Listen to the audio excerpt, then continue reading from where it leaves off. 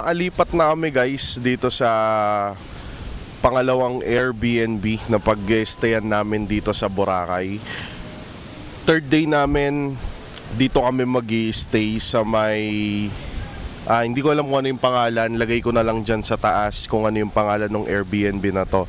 Pero nandito lang siya sa may Bulabog Beach, sa may tapat nung iHeart Boracay na logo dyan. Tapos ito yung nakuha namin. Yung taas si Bayan, dito yung daan sa may hagdan.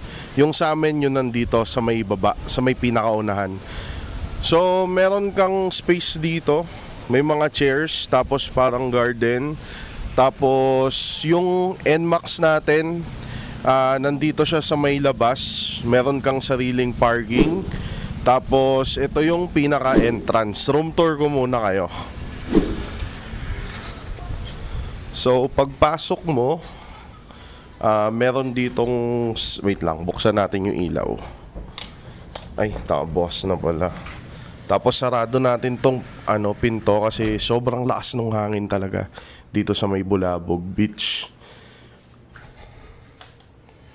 Meron pa bang ilalakas yung ilaw nito? So parang walang ilaw.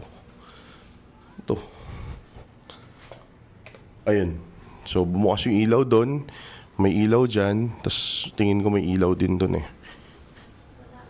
Wala. Okay.